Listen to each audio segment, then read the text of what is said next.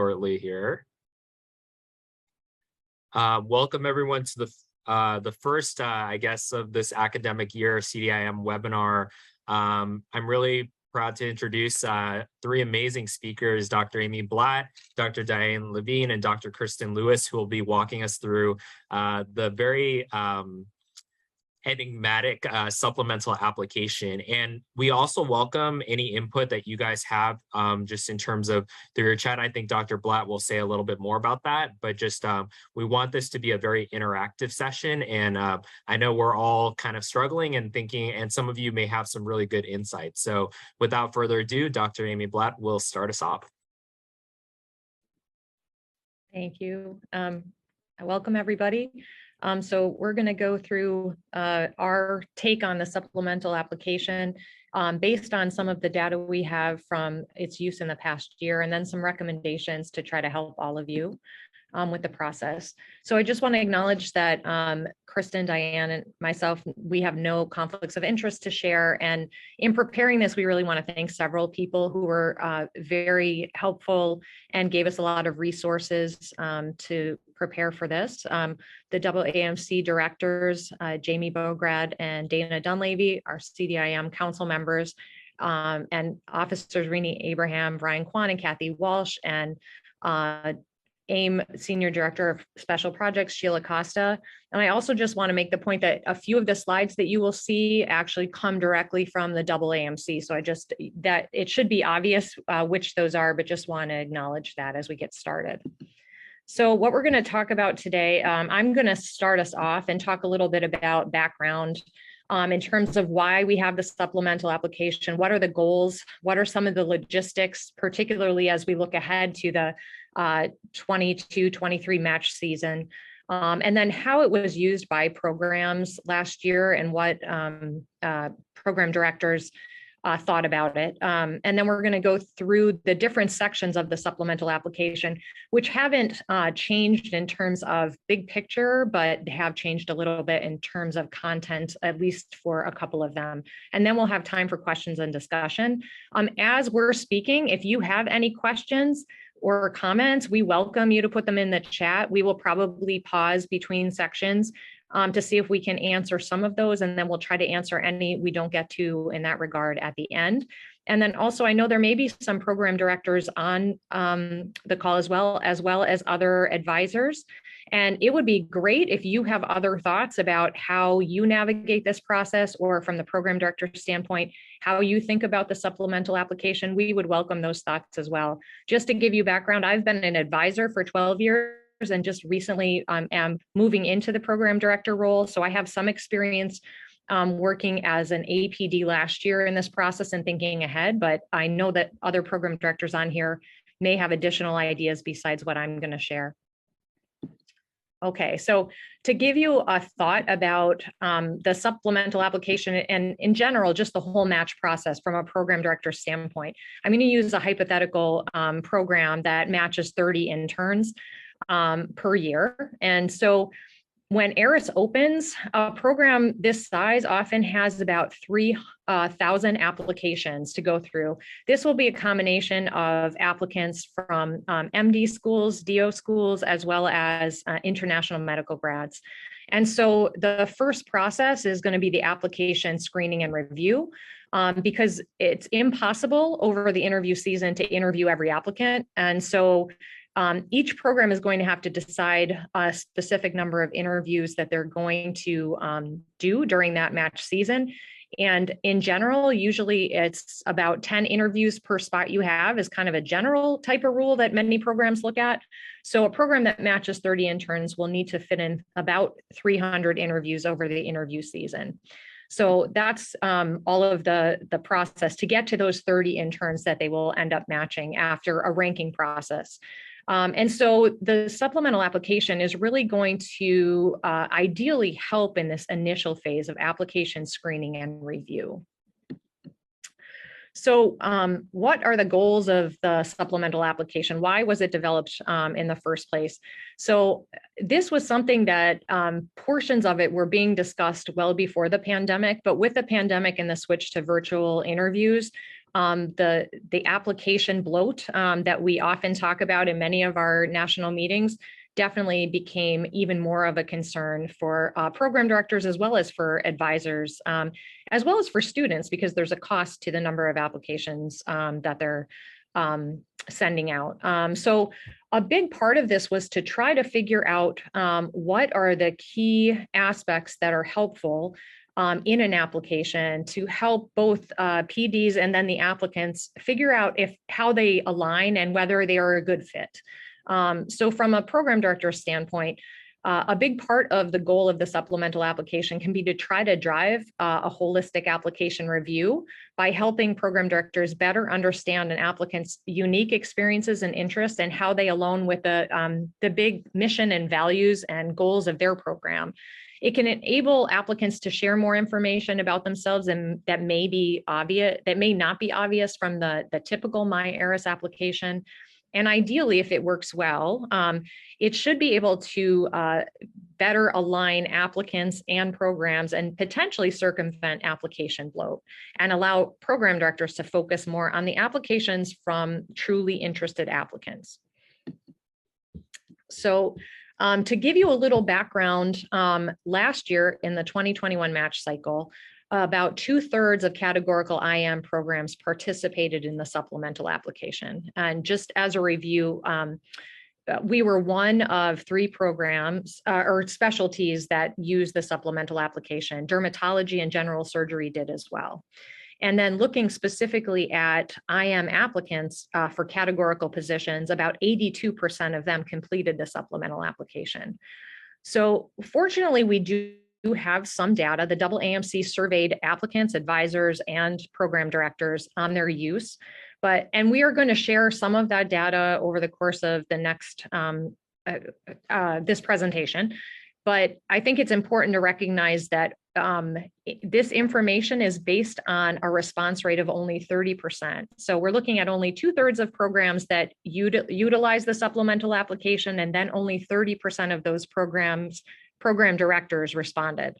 And as you can see, the majority were from university-based programs and more in the Northeast than in other geographic regions of the country. So as you're using this data, both for your advisees and as you're thinking about how you're going to advise them, just keeping it in mind that this is still not representative of the whole of all programs. So in general, how did program directors use the supplemental application? So the data here includes information from program directors from all of the specialties. That's why we have the range in percentages. But program directors overall that completed the AAMC survey felt that the supplemental application did allow them to do a more holistic initial application review and was important in helping them decide whom to interview. And a majority also use this in terms of interview preparation and to stimulate some of the questions that came up during interviews. Okay. So as we look ahead to the 22-23 match, what will the supplemental application be like this year? So a couple big things. It has expanded from 3 to 16 specialties. It remains free, so there's no additional charge above the charge that the initial application is. And it will remain optional for programs and applicants. So no one is being required to do it at this point. It's available to MD, DO, and international medical graduate applicants. And it is still going to be separate from the main MyAris application, but my understanding from the last communication I've had is that it will at least be under the same login. And from the standpoint of a program director or associate program director or anyone that may be involved in the application review, that's a lot more convenient than having the separate logins that you had to toggle between. And it makes it much easier to share it with the small group of people that you may have doing more intensive reviews. So in case you're wondering about schools or your students are wondering about residency programs that are using or who are participating in the supplemental ARIS application this year, if you use the QR code in the bottom right, you actually can get to this list on the AAMC site, and this lists the specialties that are participating. And what is useful to know is that there's a much higher participation rate from categorical IM programs this year than last year. So at this year, 513, or about 90% of categorical IM programs are participating. And a couple things to note: internal medicine pediatrics is not one of the participating specialties, and neither are internal medicine prelim. So our students that we may be advising on prelim applications, they are not required to fill out the supplemental application for the prelim part of their application. If they're applying to one of the other specialties here, such as dermatology or anesthesia, where they might need a prelim spot as well, they still would fill out the supplemental application for their primary specialty.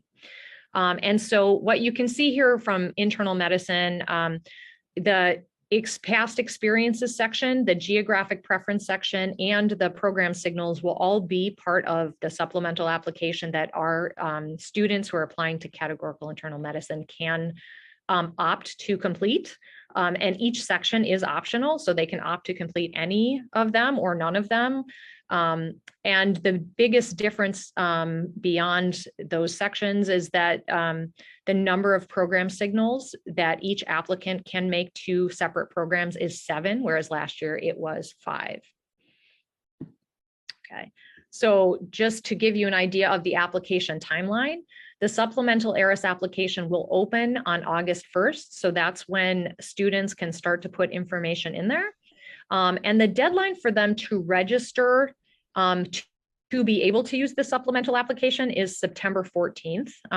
They'll be receiving invitations on a regular basis to be able to use the supplemental application if they want to, but the deadline for them to actually register to use it is September 14th. And you can see then there's a very tight turnaround, because the deadline for them to submit and have all of their information in the supplemental ARIS application is just 2 days later, September 16th. So if you do have students that you're advising to use the supplemental ARIS application, and hopefully at the end of this, you'll get the impression from all of us that we would recommend that even if it's said to be optional by a program, we would recommend that they complete it. The sooner the better for that. And then from the program director standpoint, they will be able to review these starting September 28th. This will be available at the same time as the full My ARIS application. That's a little different than how it was last year. Last year, there was some staggering of availability. So how much time will it take? And I think this is an important thing, thinking about those deadlines and when it opens and when it closes. When this was first pitched to everyone last year, the thought was that it might take about an hour, but the data we have from the AAMC survey from the standpoint of the applicants is that the majority of them really took much longer than 1 hour, and 41%, it was more than a 5-hour process for them to complete the application. And I think with a few of the nuances that have been added for some of the sections, I could imagine that it will take the same or potentially even longer for some of the applicants. So I think the advice that you'd want to give them is to opt in as soon as possible and plan for this to take more than one sit-down session to complete. Okay, so in a second, I'm going to be handing over to Diane. I see there's a couple messages in the chat, so I'm just going to see what those are. Right, and thank you. So Rini is mentioning, and that's true. The ideal will be, and the overall goal of the supplemental application is that as they're studying what is useful from it, at some point this will all be one official ARIS application, and it won't be something separate anymore.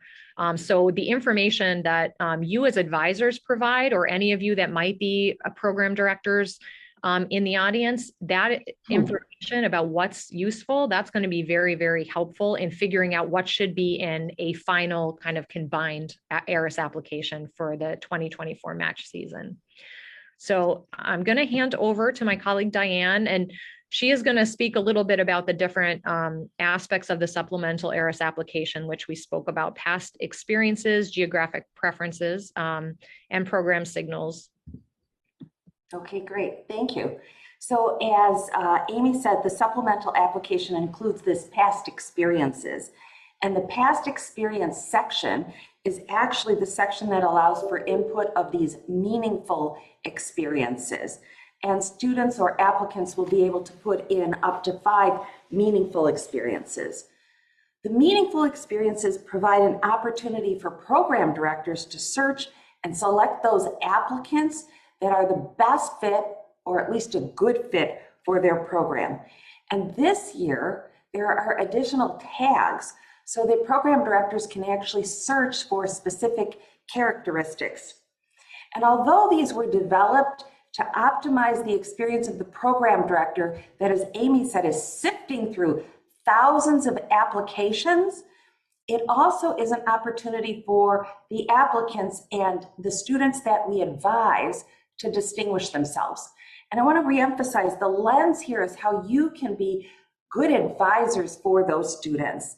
So the next slide shows what the application looks like, and it's kind of pale, but what you can see are there are different fields, and the fields are what students input and allow for the searching. So let's go to the next slide. So let's talk about the different ways students are going to input in these different fields, and one of them are these experience tags. And these are fairly basics. They were in the tagging last year, but not quite as in depth. So students can put in an experience, and then they can tag it as either research or service or work or education, training, military service, professional organizations, teaching, etc.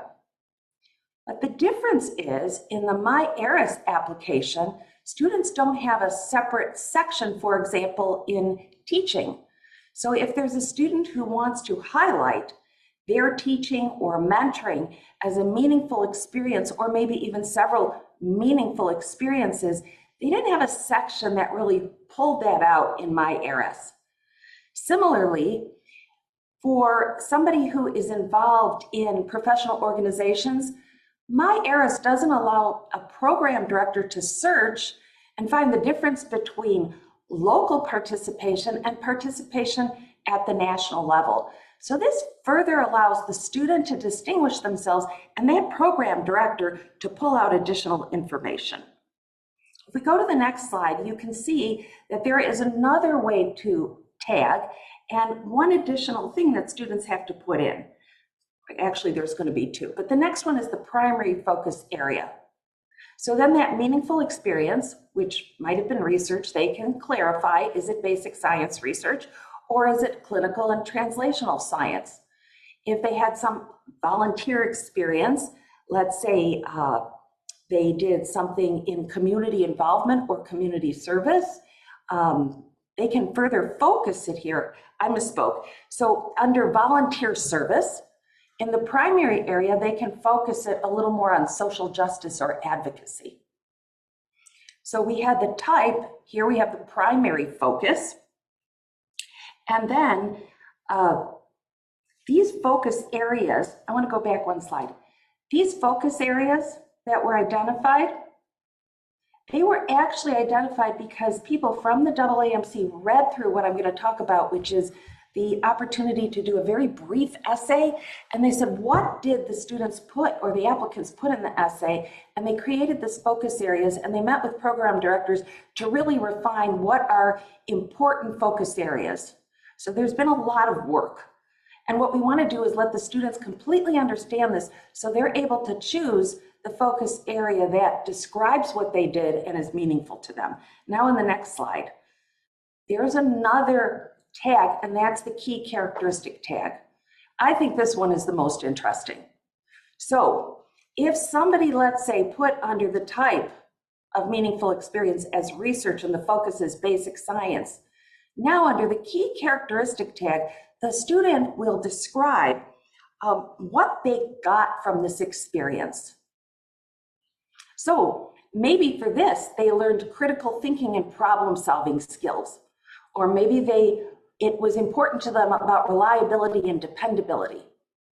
And you can see based on the type of experience, maybe they were involved in a professional organization and the focus was maybe on community service. As they reflect on it, what was the characteristic and how did it impact? They might choose self-reflection and improvement. Let's go to the next slide.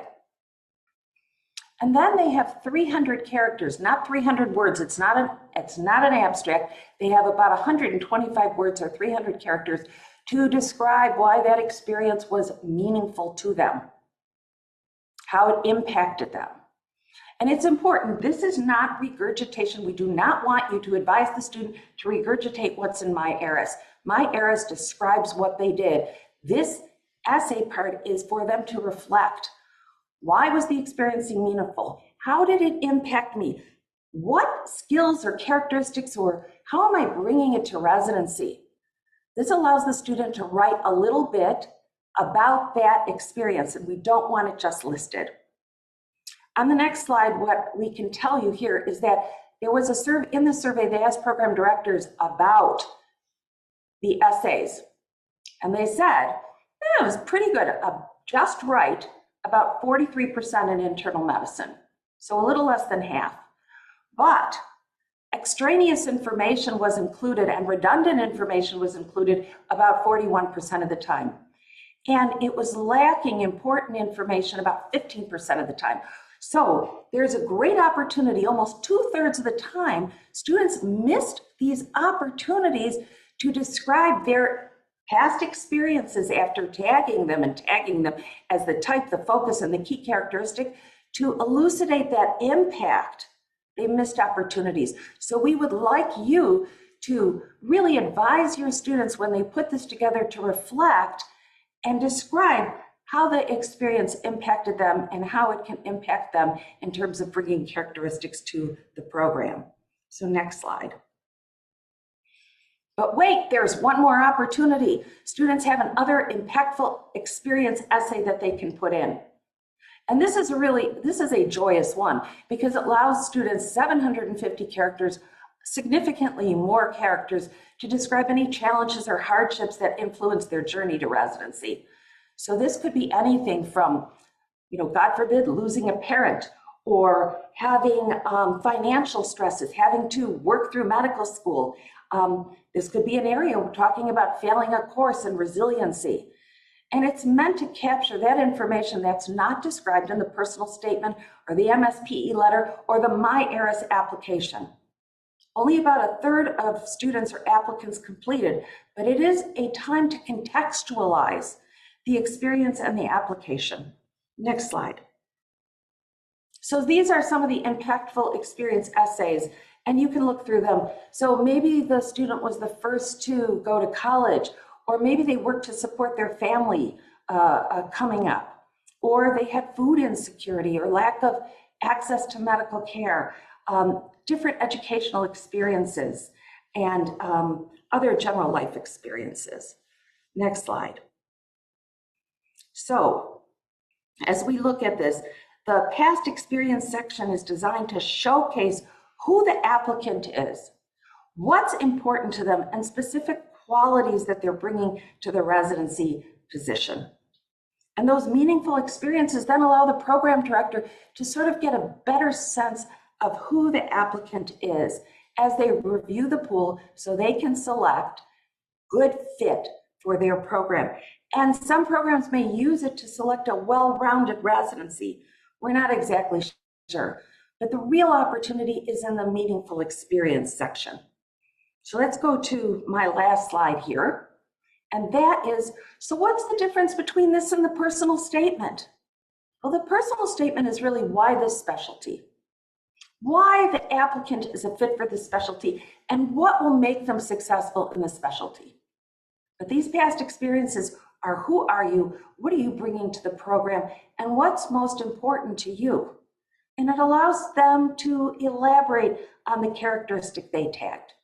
So before I hand this over to Kristen, what I want to say is I'm meeting with students now and I'm telling them to complete the My ARIS application, but to think they're going to have to complete this, allow enough time. And as I go through the My ARIS with them, I'm saying, which one of these are you going to highlight as your past experience? And how are you going to reflect on it? Because I want them to really allow enough time for them to complete this because I think it's really meaningful. And there are other areas of the application, and Kristen's going to talk about them.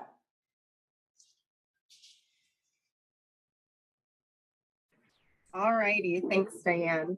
So in the geographic preferences section, applicants have an opportunity to communicate their preferences about geographic divisions of the country, as well as about urban versus rural setting preferences.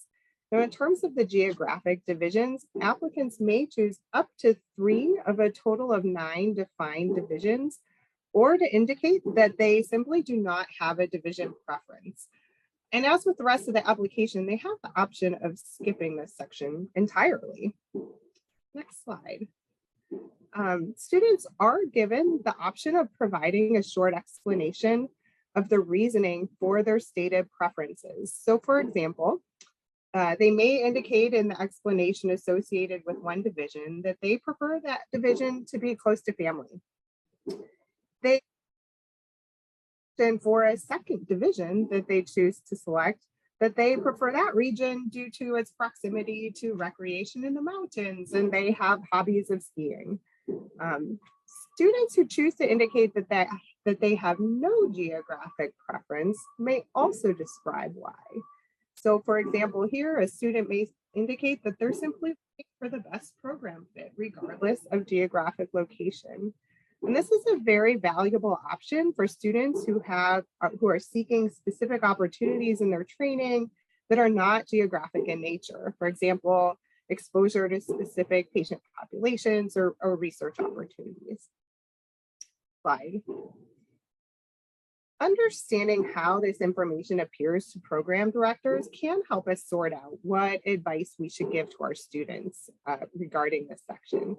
So if an applicant indicates a preference for a specific geographic division, only programs located in that division will see that preference and the associated explanation that the student has written.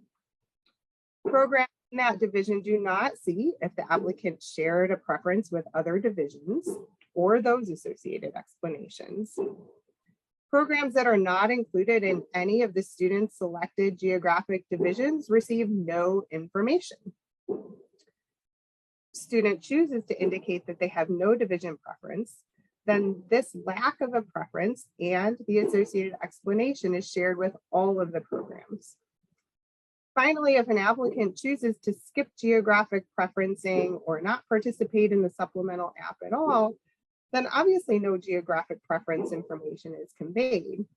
But from a program director perspective, this scenario in which no action is taken will appear identical to a scenario in which their program fell outside of the students' 3 top geographically preferred divisions.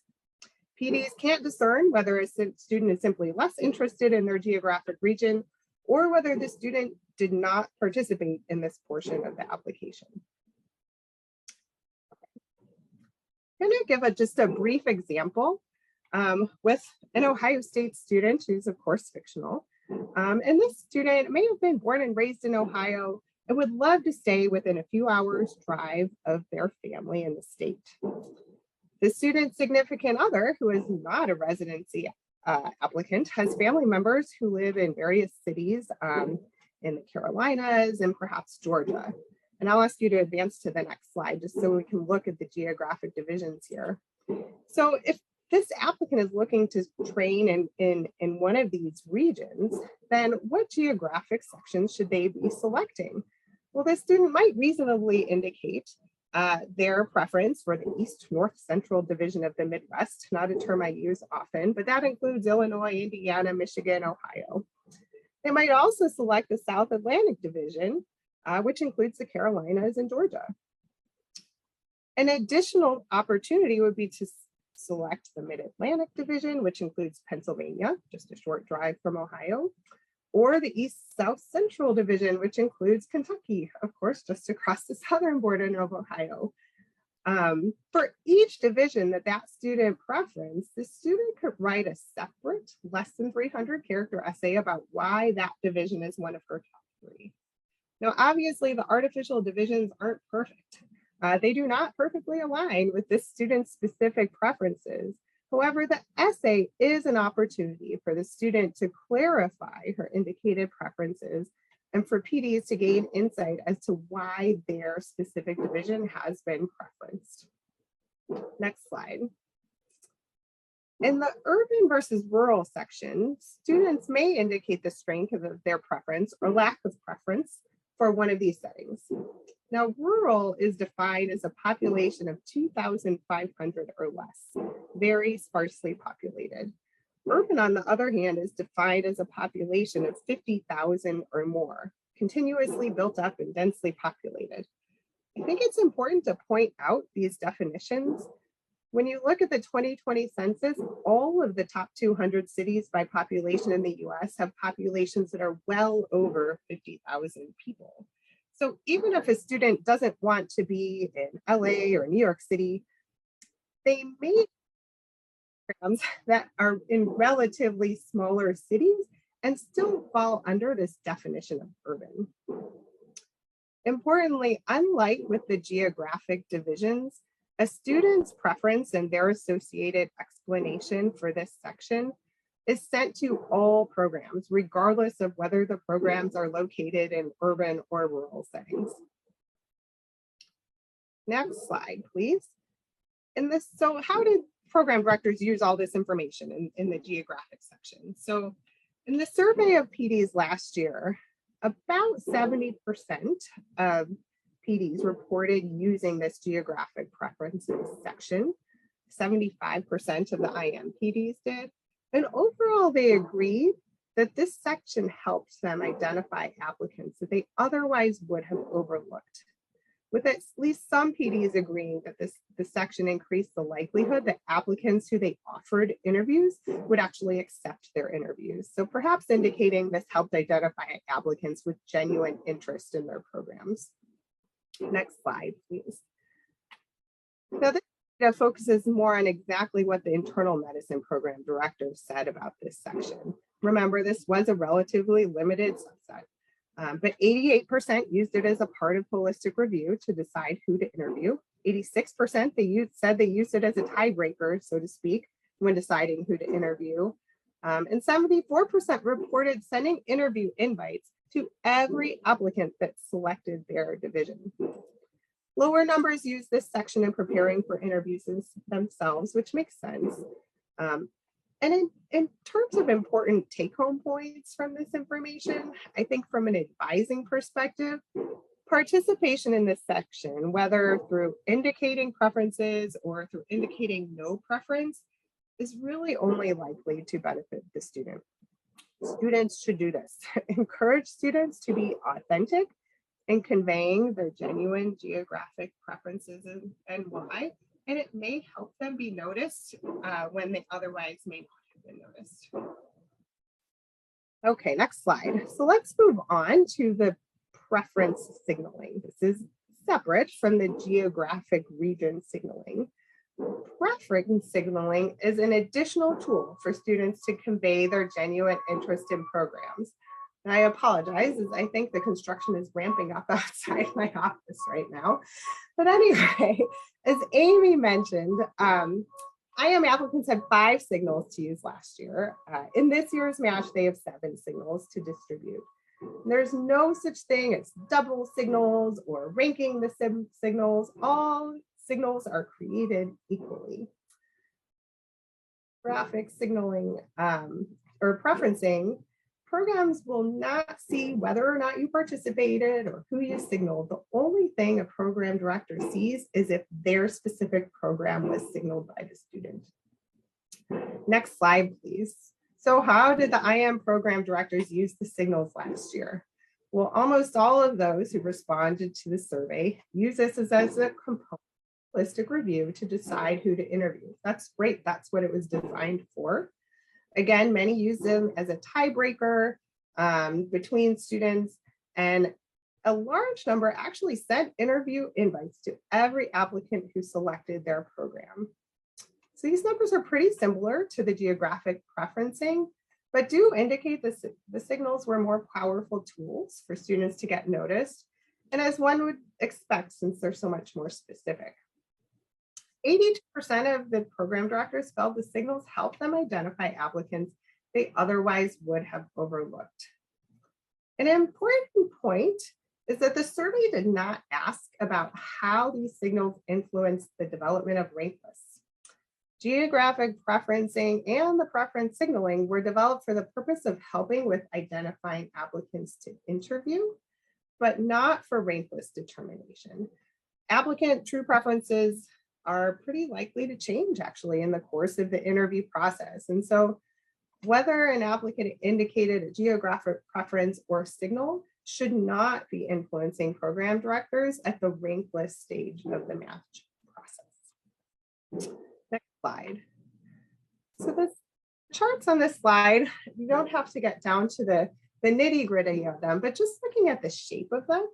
Now, these are from all of the preference signals sent last year. And in the bottom right-hand corner is the categorical internal medicine program graph. And it looks at the distribution of the number of signals received by each individual program. This year, about 53% of the signals in categorical internal medicine were received by 25% of the participating IM categorical programs. And as you can see, some of the programs received well over 500 signals. Now this year, the number of participating programs have gone up, and the number of signals that students have to allocate is changing. So obviously things may be different, but it will definitely be something to pay attention to. Slide. So taking this into account, is there a downside to program signaling? I think all of us on the panel agree with a pretty emphatic no. We strongly encourage all students to use all of their signals. Remember, programs can only see if they were signaled. Skipping the section appears the same to an individual program director as if the applicant signaled 7 other programs that did not include that program director's program. And so students should use their signals. Next slide. But what about additional strategies beyond just use the signals? How can we kind of use this opportunity and encourage our students to best leverage this tool? So first, as with the geographic preferencing, I would encourage students to be authentic in the interest they convey to programs. If a student would not accept an interview from a program, then sending the program a signal is probably not a good use of the tool. To consider their own application strength, career goals, personal factors, and measure those against the relative competitiveness and mission and goals of the programs that they're considering. Signals can definitely help applicants be noticed by programs, but think about the charts and the distributions of those signals that were sent. If an applicant is not otherwise likely to receive an interview offer from one of the most highly competitive or sought after programs in the country, utilizing signals for those programs may not yield the results that the student is looking for.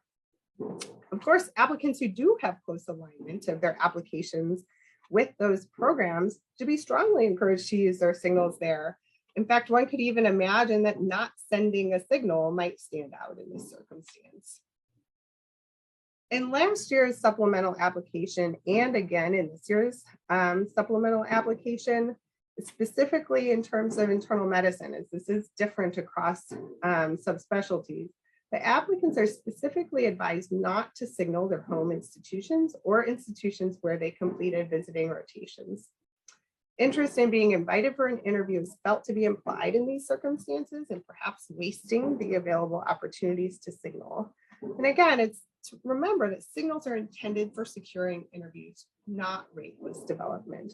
And many home institutions will invite all of their own students to interview at their institution. Next slide. So students do have multiple resources available to help guide them in assessing their best fit with programs and to help determine their relative competitiveness as an applicant. I would direct you in particular to the Residency Explorer tool from the AAMC with its QR code listed here.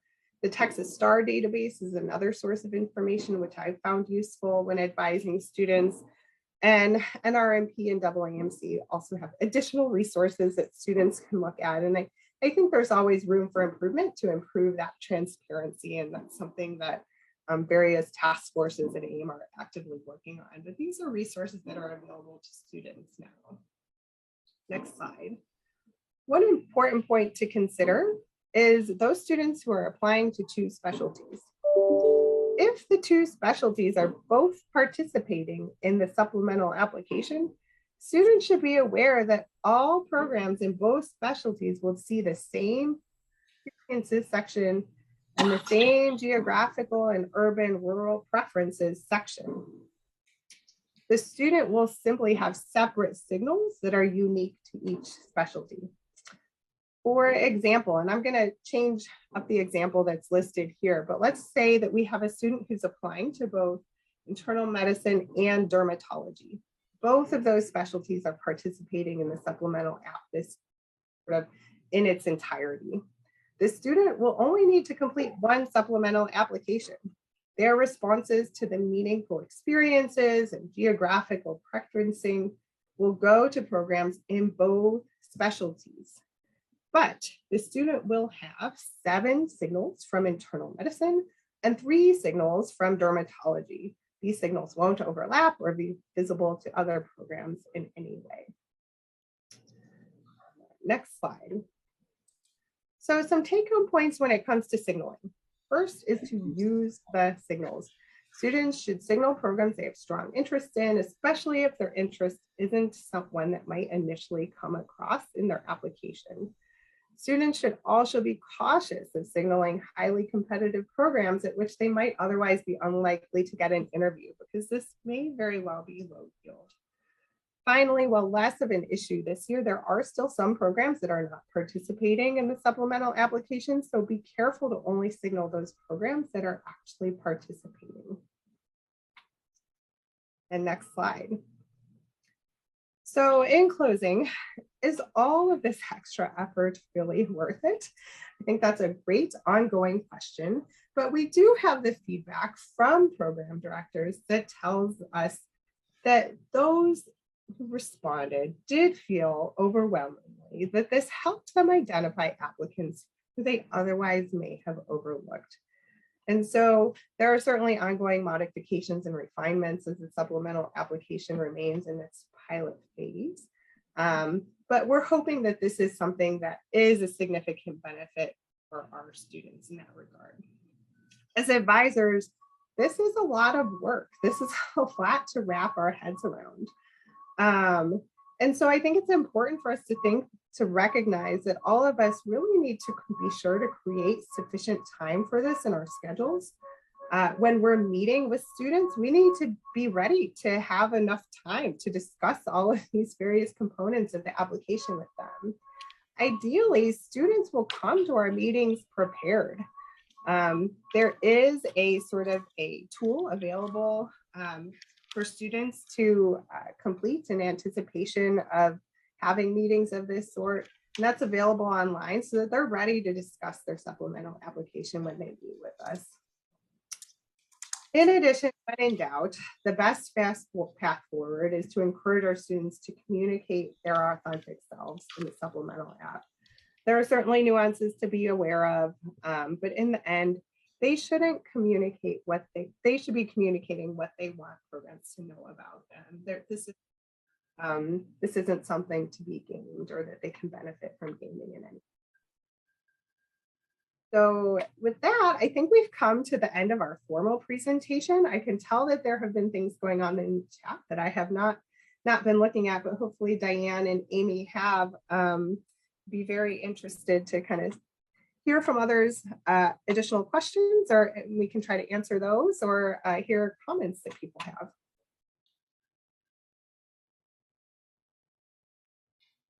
So, whoops.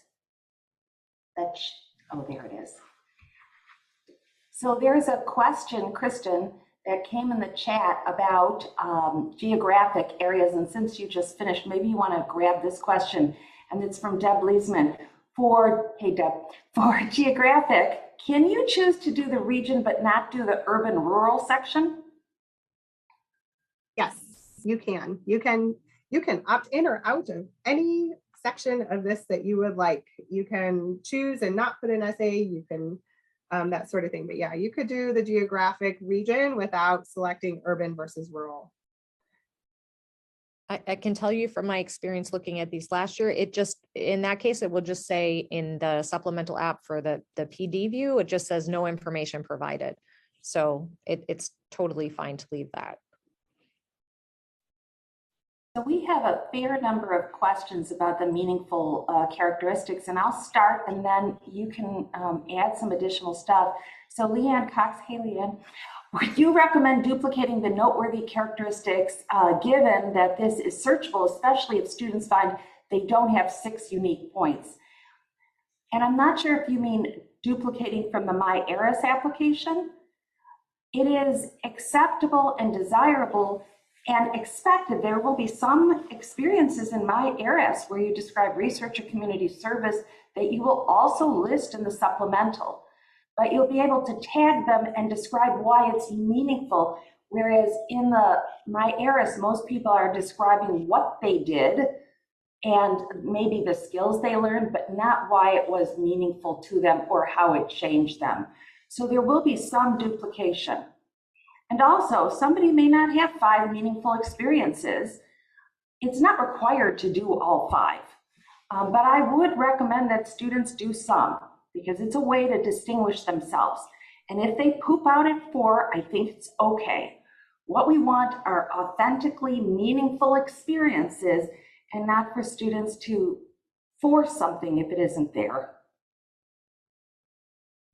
I would agree. I think, and I don't want to speak for any other program directors here, but I think there is the quantity versus quality aspect of things. And I think the MyAris main application, it can be very daunting to see 30 or 40 different activities, some of which may have been 2 hours of their entire prior life, versus the ones where someone may have spent, a longitudinal 10 hours a week for all of medical school doing something. And so, as much as that can be made clear either in the full MyAris application or within the supplemental application, that shows that there was definitely a commitment and that they were actively involved in that activity and that's really meaningful to them. I think that that's more important than putting things in that they may just have a superficial affiliation with. And honestly, those are the things, what happens sometimes when you get to the interviews, as you saw, people do use this to come up with interview questions. And I think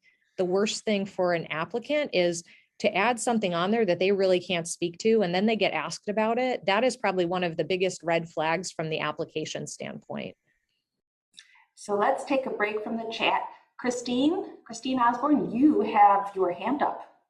Thank you. I have a quick question, I guess about use of those. I advise, actually, to take a step back, I advise a lot of people who are either med peds or doing medicine prelim. In the case that I have a really complicated one, a woman is matching in med peds, her partner is radiology and doing a medicine prelim year. I see radiology is the only one of the 3 programs that has the supplemental application. I guess thinking about how I would advise him to use that in where they'd want to end up together, or how can that best be to his advantage when the rest of his programs don't see, or parts of hers and his application don't see that.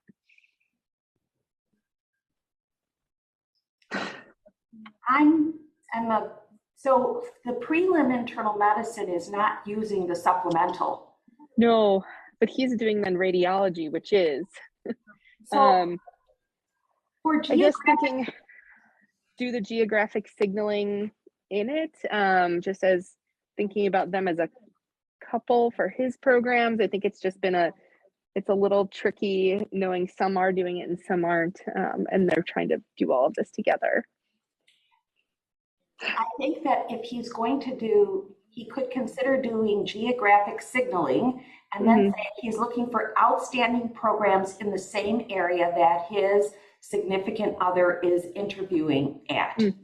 And that would tell somebody they're very interested. I think you'd have to be careful because there's that concept that one might match in the other. But if they're doing the couples match, then that signaling would be, I think, helpful.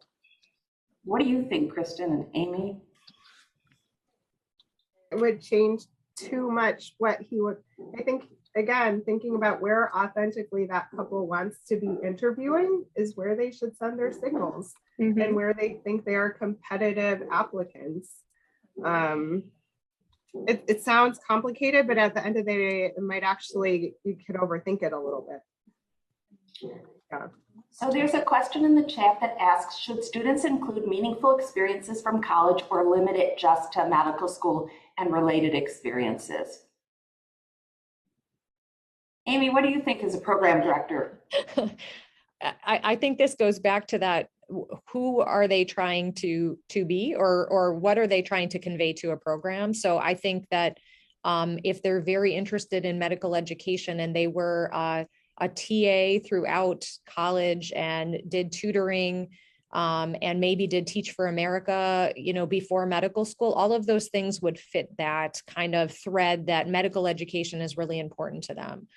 So I think it really has to be, what is the picture that you're trying to convey? What are the things, and what are really more than that, what are the things that really matter to them as an applicant? So that then programs can see that alignment or sometimes that lack of alignment, but that can be helpful for them.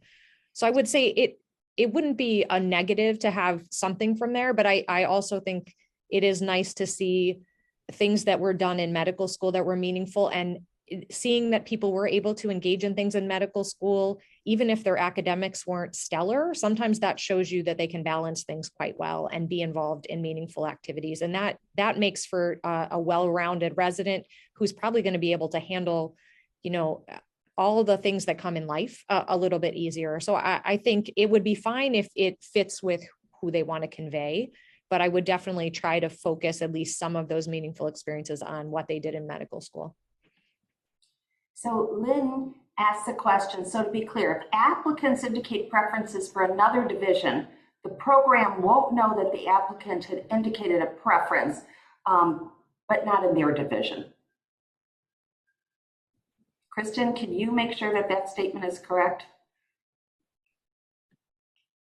I'm trying to read that one. Yeah. So can I clarify that question? Yes, please do. It's so for geographic, I assume that most of us will tell our students either put a geographic preference or indicate no preference rather than skip the question altogether. And I think most programs will know that. So if an applicant indicated a preference for another division, can the program that wasn't in the preferred divisions assume that, one, the student skipped the question, which is one possibility, or the more likelihood is that they didn't signal that division in that the program is in. Correct? Your interpretation is correct. Yeah, the program director can choose to make assumptions if they want to. Yeah, because they wouldn't be able to tell the difference between those two scenarios. But you're right. I think most of us advising are going to be advising our students that they shouldn't just skip it. Yeah. So Lisa Oliver asked a question, and I can't answer this at all. One of my M4s told me that some programs are requesting applicants complete the full ALTIS suite, or at least just the Casper to test to apply. Has anyone else heard this? We're not requiring our applicants to do any of this. I have no experience. Does anyone have experience on the call? None of the 54 people here have experience on this? I'll jump in. I'm Michelle from the Penn State College of Medicine. We're just learning about this too, but there are participating specialties that are requiring the ALTA suite, and that includes Casper, Duet, and Snapshot. And so I think the list: general surgery, OBGYN, ophthalmology, anesthesiology, and some internal medicine programs. Okay. I asked the question on the residency directors board, and there was a little bit of hemming and hawing, and one program said that they were investigating it, and another program said that they were also thinking about it, but that they're concerned about the cost, because then students have to pay to do the Alta Suite or at least do the Casper test. And there's also ways to game those that you can pay for, and they'll teach you how to do these things. So I just think that because of, we're lacking the data points, that might become more common next year when there's more applicants that don't have a step 1 score. But it's scary. Here's another question. For the Meaningful Experiences essay, do you recommend that every student fills that out, or only applicants that have one of the meaningful experiences listed on the slide, like first to college? And last year, I think general guidance was only the applicants that had those narrow list of pertinent, meaningful experiences complete the essay. And I don't think they have to be one of the things listed on the slide, but I do think that they should be experiences that are deeply impacting. And for example, loss of a family member is listed as other general experiences, but I had a student who was in a motor vehicle accident and her partner was killed. It wasn't her, it was her boyfriend. And so it could be a friend, it could be anything that's a kind of life experience that somehow has impacted the person who's applying. And so I wouldn't be that narrow. And I don't think everybody has to fill it out. Last year, only about a third did. But I think it's an opportunity to talk about something that impacted and may have impacted performance. Other thoughts?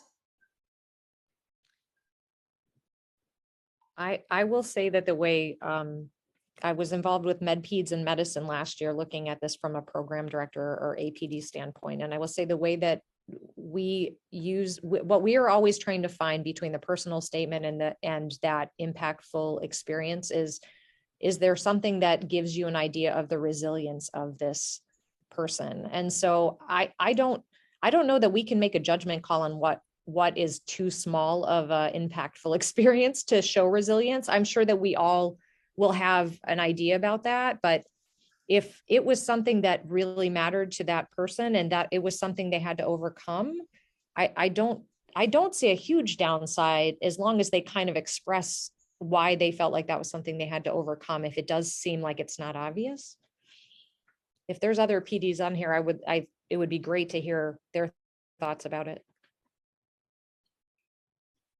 Yeah. Hey, Brian, I'm the program director at University of Virginia and do a lot of advising as vice chair of education here. And I think a lot of my advisees last year, some of the things that they would think about putting in that category had a natural home in the personal statement. And it was just so labor intensive to use the supplemental system last year that I think our faculty, that had access to the supplemental system, I think it was one of those things where, if it was there, we noticed it, and sometimes it was helpful. But I haven't overtly advertised to my advisees that you should try to really populate that unless there's just something you felt just didn't flow into your personal statement, because I think for a lot of people that's just such a building block in the personal statement. So the applications that I remember looking at in our supplemental, it certainly didn't feel like as many students used that section as the data of this survey would reflect. So I think that answers another question about how bad it has to be. It just has to be meaningful to the student and want to use that section. There's another question that asks about signaling the home school, and there was some changing in the recommendations. Again, as Amy said, most homeschools are going to interview students from their school. And so we feel that it's a waste of a signal to signal your own school. The recommendation last year was not to signal a clinical site. Maybe your school has 5, 6, 8 clinical sites. And then there was a recommendation last year not to signal a place where you did an away rotation, if anybody actually did a physical away rotation. And I think that my take on this is, if you're going to get an interview, you don't need to signal. Most of our clinical sites will interview our students. I don't know if that's the case of an away rotation, but my understanding is they're not recommending signaling. A student can do what they want. Kristen, what do you think about that? Well, that's something that I think is like internal medicine has specifically stated that that is what our kind of approach is to this. There are other specialties that I think have taken a different posture. And so that's available on the ERAS. Like if you go to their website, they list like, if you're from OBGYN, then you should, for example, I'm making that up, but you should signal your where you did a WAIS versus an internal medicine, you shouldn't. So it is different. And so you'll hear different students say different things. But right, I think when you remember that this is interviews and not for rank lists, that's when it starts to make a little more sense to me. I'm going to put one last question and then we'll go to the people with their hands raised, because I think this is really interesting. Christine asked, can programs ask applicants if they skip the question? I don't know if there's anything forbidden about asking.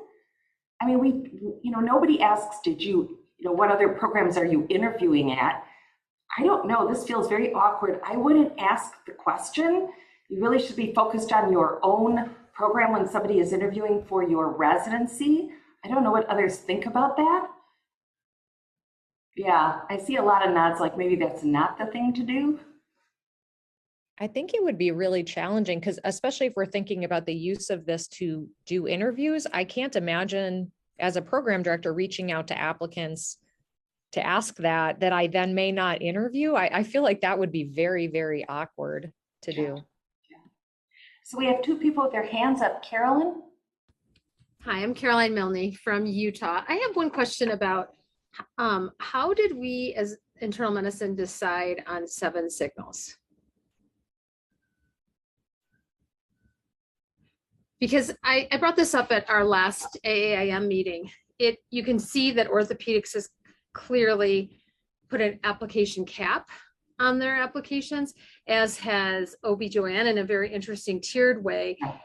Who put forward that 7? Because no one at the meeting that I was in at APDIM was able to answer that question. I can answer that question. I mean, so it was some of the officers of APDIM and CDIM that together, I mean, there was no scientific reason. So it wasn't based on data because there is no data. Right. So that's, it was really, wanting to see if maybe a couple of more signals made any difference, and if there was any difference from the data from last year to this year when it comes to matching. Mm-hmm. It was also a way because we, again, it's not scientific. It was really. I guess I'm just wondering if we should make it more scientific. I brought this up at APDIM too. Like, there's economic strategy people out there that do this for a living. If we as clerkship directors and program directors in internal medicine, I mean, we know heart failure should really be deciding the economics of what the strategy is for signaling. But I was just that's interesting. I assumed it came from AAIM, but no one there would confirm it came from AAIM. So that's the eventual goal. Until you have the data, though, you can't make the correlation. So until we have the signal data to see the match data, it's hard to be able to make that correlation. Yeah. Okay. But we're planning on hiring somebody that can make this a little more scientific.